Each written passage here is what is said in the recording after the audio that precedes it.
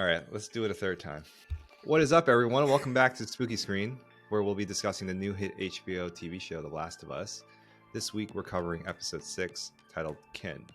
Each week, we do a new episode review, helping you decide whether you should be watching this show or not. With me are my hosts for tonight's discussion, Nick, Noah, Johnny, and David. Public service announcement, there will be spoilers in this episode. We'll be breaking down episode 6 in all sorts of spoilery detail. So let's get right into it, guys. Episode 6, Kin, The Last of Us. Did we like this episode? Thumbs up, thumbs down?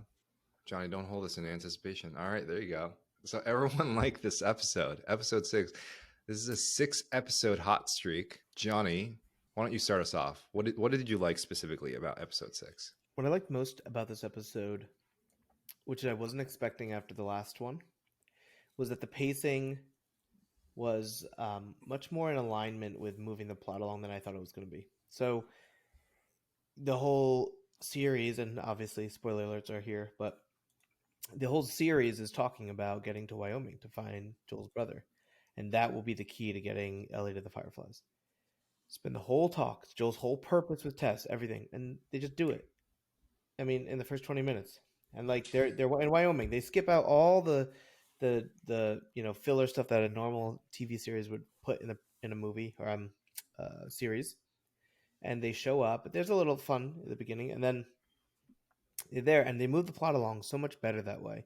And they focus on the characters, and they focus on the quality of their relationships rather than this kind of expectation of what's going to happen. And I thought that was a good investment, and they they leave you on a pretty great cliffhanger. And there's some Easter eggs along the way, so it's all around really good. Yeah, it felt like a classic episode. Good pacing, very good. A couple Easter eggs, and by Easter eggs, do you mean to the video game or just like? I meant more like. It's probably not the appropriate term, but I meant more like special little moments that you could enjoy and like take away from it. It wasn't one note. There was a lot going on. And you could take a lot away from this episode. It dealt with a lot of different concepts and issues. I know you could tell there was a bunch of video game literal Easter eggs in here. But I meant more like they invested time in special moments throughout the episode. Yeah. So speaking of video games, let's go to our resident gamer, Nick. Give us your thoughts about episode 6.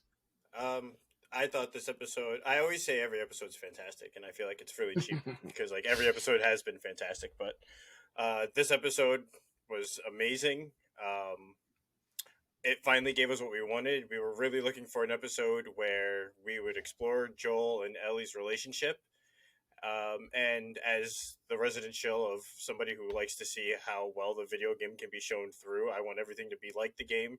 I've really hit a point now where I think the show is doing better than the game. And that's making me love the show all the more. That's a big deal. Yeah, and I was the kind of person who was like, unless this show is 90% game and 10% creatively different, then I don't know if I'm going to like it. And I was really afraid going in to see what the changes were going to be. But just this episode alone, how deep they explored the characters of Ellie and Joel compared to the video game, the ending, the emotional impact, the emotional weight that these characters carry throughout the entire episode was just so fantastic, so well done. And it really shines through all the more because these are real people playing real roles of real lives as opposed to you playing it yourself. It's hard to explain that exact difference, but just being able to see Bella Ramsey and Pedro Pascal portray these characters the way they do just makes it so much. It makes it so much more emotionally heavy and so much more satisfying and gratifying as you watch the episode and get to the end of every episode.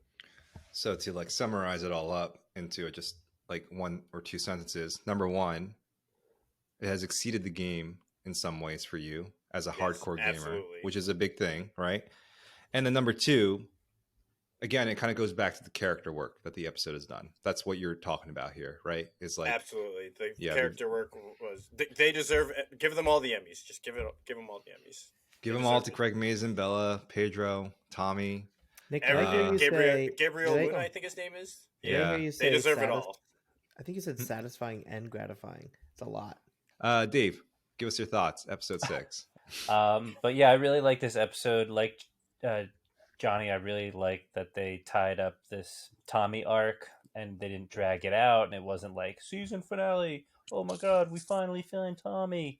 I really liked, and I liked what that brought to the dynamic of like Joel's character, and I really like how they explored the dichotomy and the relationship between Joel and Ellie this episode, and how that more of the role shift or power dynamic shifting. Um, I just thought it was a good episode, like Johnny was saying, to move the plot along, like and develop the characters for the rest of the season. What few episodes we have left, Yeah, right? right. Yeah, it's kind of actually doing some critical legwork for the end game, I think. Right? Would Yeah. you agree? Yeah. Cool. Thanks, Dave. Noah, what about you, man? Yeah, so I loved this episode, and there's a lot of reasons I love this episode. First of all, it was the first time I got to watch Last of Us with a crowd, with a bunch of people, and most of those people never played the game. So, having played the game, my heart was beating the entire time, right? Because us gamers knew it was kind of what was going to happen at the end.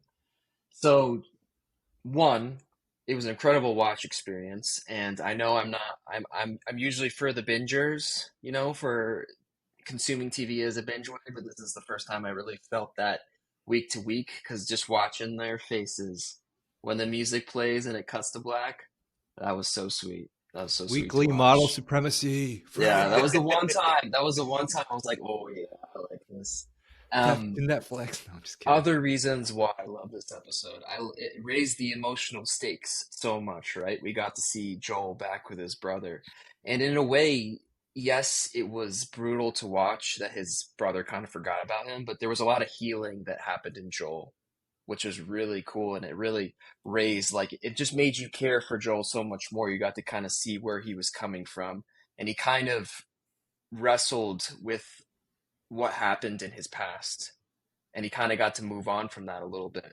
And then it also did another thing, important thing that I think stuck out to me, was that it kind of dangled a happy ending for these characters, right? It was like this little carrot, like there is something for them to root for. There's something for them to go back to, right? It's not just, oh, I gotta get Ellie to the end of the world so she can save it, and it's just kind of like this unknown mission, right? There is a tangible happy ending for them. I think that's important for the viewers to know.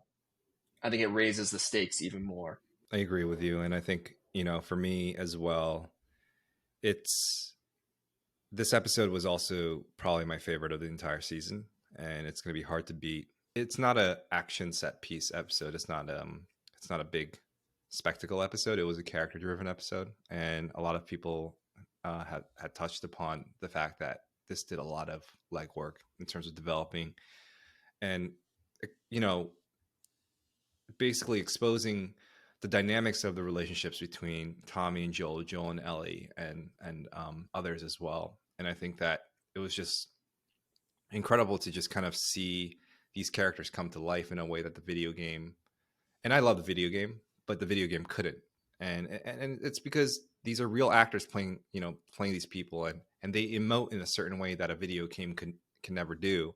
And I get what Nick is saying, that in some ways this has exceeded the video game. And I think that the creators of the video game would be happy hearing that. It just seems to have hit this new threshold in terms of like basically making the inner lives of these characters feel fully realized. And I sympathize for them, and I feel emotions for them every time I tune in. And it's just an experience that I go through week after week. Again, kind of going back to the idea of like reading the chapters of a book rather than just kind of binging it straight through. I think this is a show that just has exemplified the weekly release model in all of its glory. So yeah, I really enjoyed Kin episode 6, and I'm looking forward to breaking it down with you guys. So let's get to it. So feel free to jump in whenever you want to talk about anything interesting. But basically, episode opens with our countryside grandma and grandpa, who are helping Joel identify where he exactly is in Wyoming. Not a too promising start to our heroes, Joel and Ellie. But at least they get, their bearings. They get a free bowl of soup and then a stolen rabbit out of it. And as they're making their way across Wyoming towards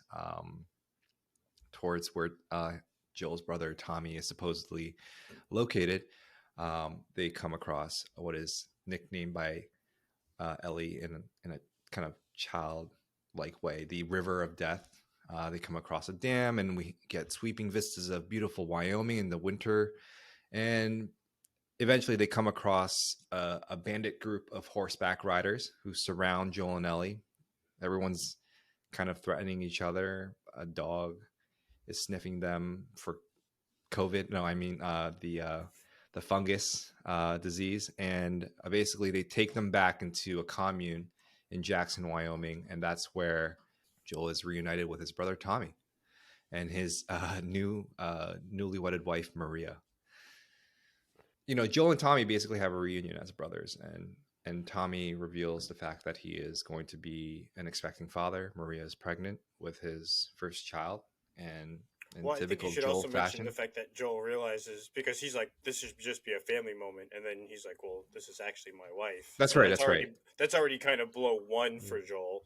That Right, Tommy has, not only has he been living a life without him, but now he's living a family without him, and it's going to be later an expanded family without him. There is, yeah, and that's something that I want to kind of discuss with everyone. Is like there's that bitterness, maybe, right? Or not bitterness, more so a disappointment in Joel, right? That Tommy has made this fully realized life for himself in Jackson. He has a wife, he has a kid on the way. He's contributing to a society that's rebuilding itself. And where did Joel come from? He came from a bombed out Boston with a hope and a prayer in Ellie, who's supposedly the cure for the entire world. And he comes across his younger brother, who he expected to be down on his luck, and turns out Tommy's thriving. I feel like for Joel, because we talked earlier how Joel's love language is protection, and I feel like for Joel, it was almost as a matter of, as family, we protect one another, and as your big brother, out of love, like I protect you, and that's how I love. And the fact that he doesn't need protection, Joel's almost just like, this means you don't love me anymore. I'm supposed to be your protector. I'm supposed to protect you, and the fact that you now have this life kind of carved out for you kind of shows you don't love me. It's hard to even say that because I feel like that's only half of it. I also feel like Joel's very big on family in general. And now Tommy's just like, well, I have family. And because Joel's like, well, what about me? Why'd you stop talking to me? I thought we were supposed to be family. You call this family, but I'm your real family, And he finds out that it was Maria that was blocking Tommy from reaching out to him through the radios. And basically what that all comes to is a climactic scene between Joel and Tommy where Joel admits to him that Ellie is the cure. He's taking her to the Fireflies, and he's feeling frail. Like Joel has multiple scenes throughout the episode where like he's having like a mini panic attack, it seems like. And again, I think it's that fear, of like disappointing those who are relying on him, manifesting in physical form, which I thought was a great way to show that his feelings for Ellie are visibly evolving, and his fears from the past, buried deep over 20 years is now, resurfacing as well. And what that basically comes to is this moment where Joel tells Tommy, you need to take Ellie to the Fireflies. I can't do it anymore. And Tommy agrees to it. So from that scene, we go to Ellie. Ellie is kind of settling into town. Can I just say that now that I think about it, I feel like Tommy's a big jerk. Oh yeah. Yeah, I was saying that. Yeah, he's like He's a total jerk. He didn't tell Joel that he was alive. First of all, Joel's waiting on the radio night and day for a song to play to make sure that his brother's alive. And then he could have just said, "Hey, I'm okay. I'm gonna stay here." And then he gets there and he learns that his brother's married. He didn't mention it, and he's also having a kid, which he uses as an excuse not to help Joel, right? And now that I think about it, it's just kind of like. It just feel, and he also told his wife that Joel's this, because Maria's never met Joel, from what I can tell. he's told her that Joel's a horrible person, which she then conveys to Ellie. So it's like It's his guilt telling her Tommy's that. Tommy's kind of a jerk now that I look at it in a different light. I don't That's want to what be I a. was- no, that's what I was trying to say before. Like, I really think that Joel feels betrayed by him because he's realized my brother hates me. Yeah, it's like, and it's justified too, because Joel's like risking his life to come and make sure his Yeah. brother's all okay, and he's kind of like he's almost like caught, right? He's like caught, like, oh crap, my brother's here. I've done. Yeah, I haven't yeah. talked to you. I've told everyone that you're a bad person. Like, no Yeah. wonder he says yes to Joel. It's like Oh, Tommy's the he good kinda guy, has to. right? Tommy's the good guy, Well, and I don't want Joel's to the be. bad guy. But yeah. really, in this scenario, Joel looks like the good guy. I don't want to be a Tommy apologist, but from his perspective, he just wants. It seems like he wants to move on, right? He's the type of character. He's going to be a father, right? He's married to a woman who doesn't know anything about his past. I feel like there is some incentive there for him to want to keep his brother at an arm's length, or maybe more so, like a 7 states long length. You know, Halfway across the country. But I read it more Steven, as you're assuming that this world is a normal world. This is like the end of the world survivalist. You only have a couple people left. right? You're going to cut off your torso. You know, But like, aren't the things that they did so horrific enough that like it still haunts them, right, to this day? I read maybe, it but I more think as you owe like Joel. not Johnny. Hey, I read it more as Tommy kind of views their relationship as like a toxic relationship, and now that he's gotten some breathing room, and what leads me to believe in that is that line when Joel's like, "Hey, I did what we needed to do, so you survived," and he's like, and Tommy's like, "But there were other ways, and you just never tried the other ways," and now Tommy's gotten away from Joel. Mm. And he's like, okay, now it's my time to, I don't want to say spread my wings or whatever. And now maybe kind of like a toxic family relationship. Like you love that family member, but you realize you're better off without them now. Right, it's I, mean, kind of it like, just- I think I agree with that, Dave. I It think that's stings, and I believe in you know this like post-apocalyptic, like you only have a few people, and that But like with- hurts. I think the point I think the point of introducing Sarah is to remind you that Tommy was around when Joel was at his lowest and grieving and hateful because he lost his daughter. do you mean Maria? So, no, Tommy no. was around when Joel when lost his Sarah daughter. died. Okay. And so Joel was going through absolute self-protection mode, which is just like, don't get in my way. I'm going to survive. And Tommy, it was his niece, but not his daughter. So it's not going to be the same, and he basically has that damage. But still, if you can get on the radio and tell someone that you owe a piece of your life to, like, hey, yeah, I'm alive, don't come out here, but, do your thing. You owe him that. yeah.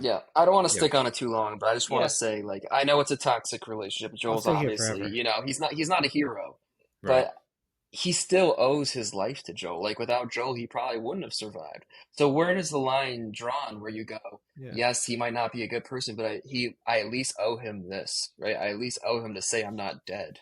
Like, It's his brother. don't That's true.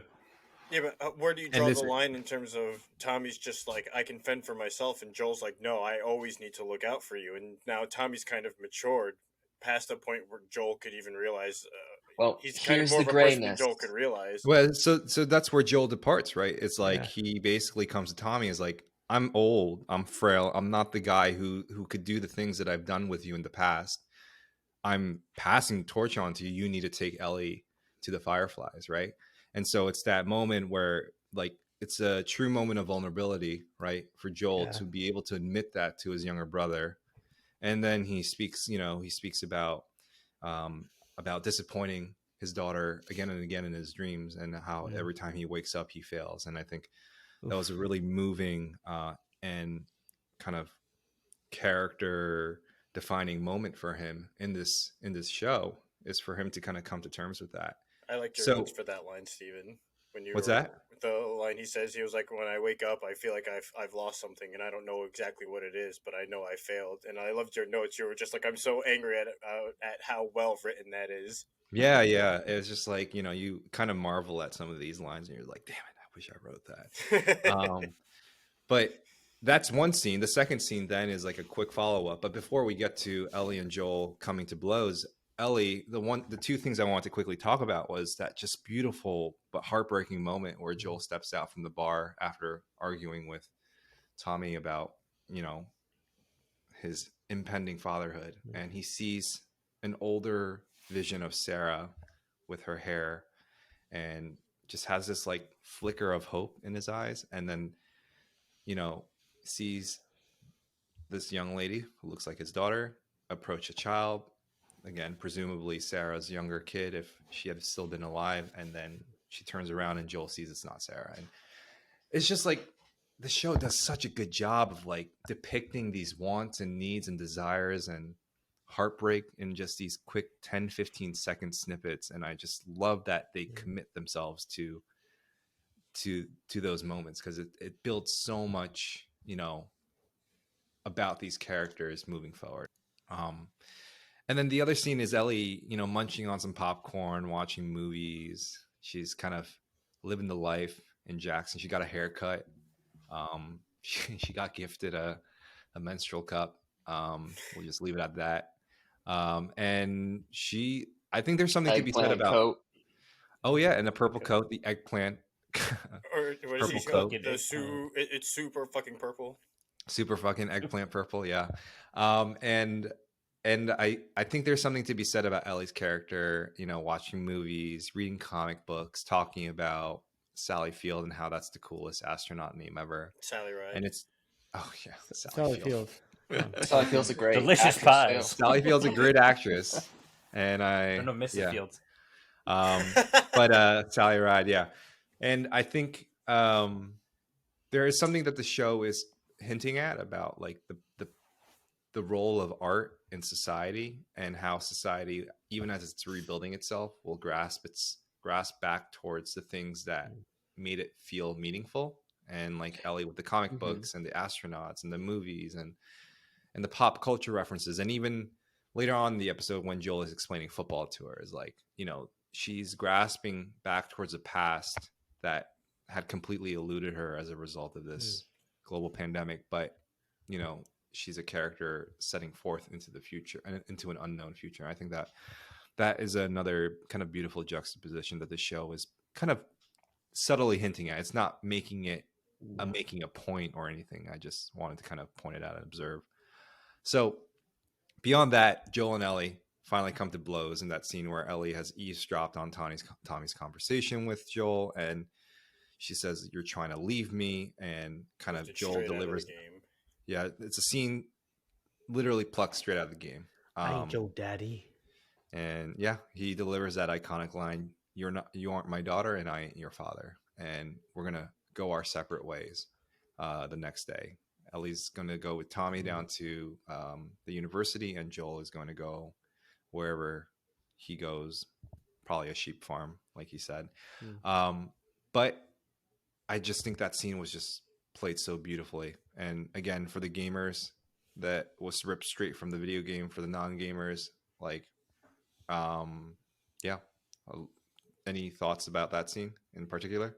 The one thing I'd like to mention about that scene before they come to blows, I really appreciate the dichotomy. Like, you can really see that when they get into Jackson, when Ellie is taken away from Joel, Ellie is very reserved. She's very quiet. She's very suspicious, as opposed to when she's with Joel, she's very talkative, very lively. She's more herself, which lends credit to how she tells him, without you, I'm just going to be more scared, and I'm not going to know what to do if you leave me.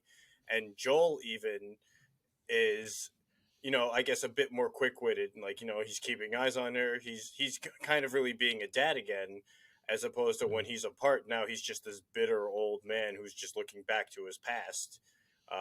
So like, it really shows you their reliance on one another, even if at that point they don't realize it, or at least up to the conversation he has with Tommy, you really see their reliance on one another and the influence they have on each other and in their lives up to this point. Just because when they do get to that point, you're just like, oh, like, you can see them kind of finally coming together, but then they have that moment where they just inevitably end up breaking apart because Ellie's just like, I want to be treated like a person, and Joel's just like, No. You're not a person to me just yet. Or she is, but he just can't bear to make that realization You yet. can't bear to make that commitment to her. I you think- know? I think what's so interesting about that confrontation is you're getting two characters. One character whose life has been defined and molded by loss, Joel, right? And a character who, despite of loss, is like fighting and surviving and wanting to carve out a place for herself in this world and like figure out what living is like, Ellie. And I really liked that line that they like, you don't know what I hated loss that is. line. Like Yeah. you never like lost anybody. Like, and she's like, what do you mean? Yeah. Everyone I've ever cared for is either dead or abandoned me. Yeah. And you could just see like Joel just. It was just it was heartbreaking. Right, because It burns Joel at you. she's It burns at you abandoning because her. you know that she doesn't have parents. Like Yeah. it's a line that burns you because it's like, and that's what I mean by hate. Like, Yeah. it's just like It was cruel. he was invalidating, It was cruel. her entire life, basically. Right, So. he invalidated her, but it was almost to him, it was for the greater good because he was like, yeah, I'm going to be one of those people who abandon you, but it's because I care about you that I'm abandoning you. I'm giving you up because you can do better without me. Do you think that was a similar conversation that he had with Tommy, and that's why Tommy left originally? Or why does Tommy leave originally? No, they had He just goes philosophical to differences. Fireflies. Yeah. He goes to the Fireflies. Oh, that's right. He goes with the Fireflies, right? I feel like Johnny. Joel was weaponizing his privilege. So Oh, there he goes. He What was I wanted to weaponizing say- his There loss. we go again. The reason why the line "You're not my daughter" and "I'm sure ain't your daddy" is so interesting to me is because they are that. Like they've basically become that. It's like Joel has become his father, and he has become her father, and he knows it. And Ellie has become her father, his daughter, and he knows it. And Joel knows that I've screwed And Joel it. has become her father, and Ellie knows it. They know that they have become those They know roles, that and there's no going back. Father. They are each other's. You know why? Yeah, no, Yeah. what I'm trying to say is They've he made says that family. line, even though it's the exact opposite truth, and that both Yeah. terrifies them. Yeah, He's terrified of a Sarah happening again, so that's why he's saying I'm not your father, and she's terrified of someone leaving her like her father. That's So- what she's saying. You are my father. They're basically saying we have become those roles, and there's no turning back now. Yeah. But they're upset at it, right? Because the stakes have gone from here to here because of that. If you care about someone, it's almost worse for you in this world, right? I feel like on top of that, like he says that because to him, he's like, when he says that, that's like a clean cut to those to those bonds. He's like, this is how I have to cut the cord. Like, clean. This is a clean cut. The moment you say that, like, that's the end of the relationship. Well, it turns out Joel changes his mind the next morning, right? He He thinks has on to, it. He yeah. has to think on it, and was he's so like, cute. "Hey, if you want to go with Tommy," and Ellie's like, "No, I choose you. So let's go." I can't. It So just wait. throws her bag at him, and she's like, let's go. Yeah, I love how he like non-committally. He's like, "Well, I was getting ready to steal the horse, and 30 minutes later, I'm still here." So, Right, like he beating wasn't around just the dragging bush. his ass, waiting for them to come into the stable. Like he couldn't admit it. yeah. So they're making their way down to the university, and they make it to the supposed Fireflies base at the school, and they find out that it's empty. They've left, abandoned the facilities, and their new base of operations is set up in what seems to be Salt Lake City. Before you go further, I think you're remiss to say it would be remiss to not mention the fact that like the moment they leave is like that's like their true like father-daughter bonding time. Like he's teaching her how to shoot, he's telling her about football. Like they finally committed. They finally let go of all the baggage, and they finally committed to this relationship now. Like he's her dad, that's his daughter, and this is who they are and how things are going to be now. Like they have finally accepted the relationship that has been growing. It's no longer a struggle for them now. It's a bookend. It's bookended by Ellie hugging Joel and pressing her face against his back. I think Well, that yeah, one to- scene stands out for me. To Personally, rely it's on like- each other, they have to forgive each other, right? Yeah. And even like how Joel now he's opening up to her because now he's telling her about his past. How he's like, yeah, I used to be a contractor back in the day. With the And, like, best hilarious. line, the best line Everybody of the loves entire episode. contractors. Everyone Everybody loves loves contractors. Everybody, like, That is some epic revisionist history right there, Joel. Yeah. So, anyways, they're at the fast forward a little bit. They're at the facilities again. No fireflies. They decide to leave. Raiders show up. They get into a fight with Joel. Joel takes them out. Ellie and Joel successfully ride off on horseback. However, Joel is stabbed in the encounter, and the episode ends with him falling off of his horse in the middle of a winter, and Ellie kind of telling an unconscious Joel or dead Joel, saying that she can't do this alone. And the episode basically leaves us on a cliffhanger. So Cliff. yeah, episode 6, in the books. We look ahead to next week. Let's go to conspiracy theories. Obvious question to ask here, Johnny and Dave. Is Joel dead or alive? Can I go first this time? Yeah, go for it. I want to do an interpretation of David. How will she survive? Well, how will something happen? Do you think they're going to have enough story to fit You in think the they next could three actually episodes? do know. something with this? Where are we going to end up? I don't point. know. I think so. My theory is,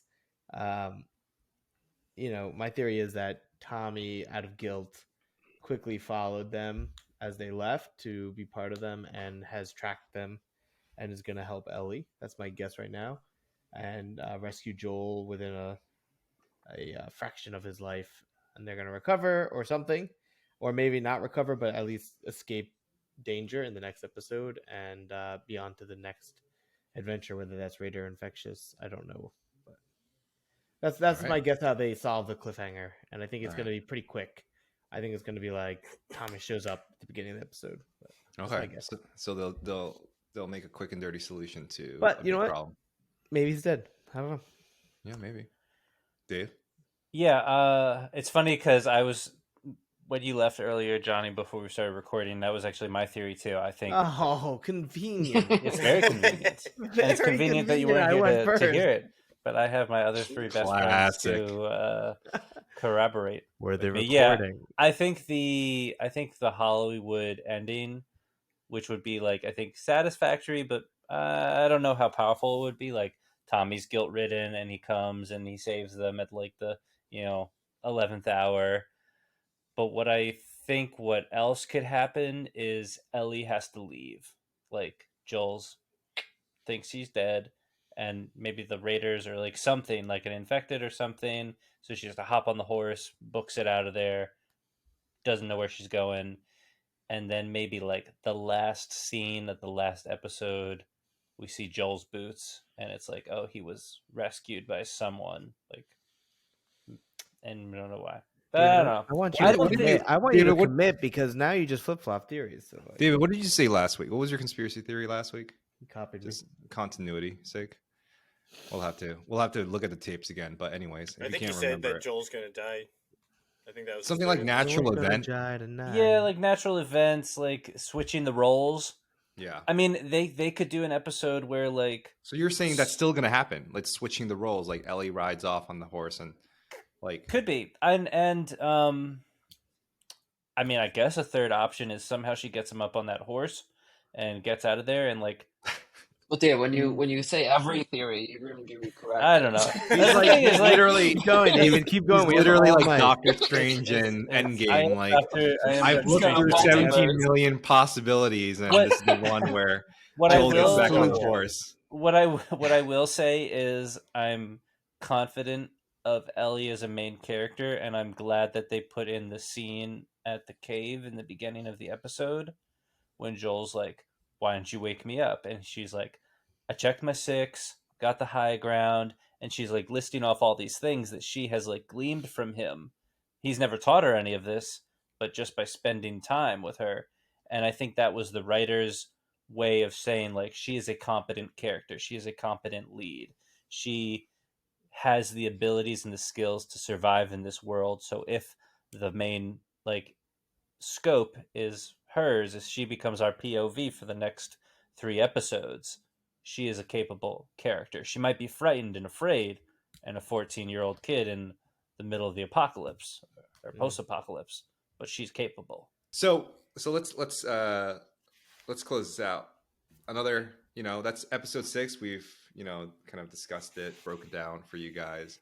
I want to thank my hosts, everyone except Johnny, who has decided to leave the building. He's abandoned us. Everyone I know abandons me. We look forward to reviewing episode 7 with you guys next week. That being said, shout out to Nick, our host, who is getting married this weekend, and we will all be together partying it up with him. So congrats to him and his wife, and we will be back at it for you guys after the wedding festivities, and we'll see you next week for episode 7. So thanks for tuning into Spooky Screen. Probably see you guys in 2 weeks. Peace.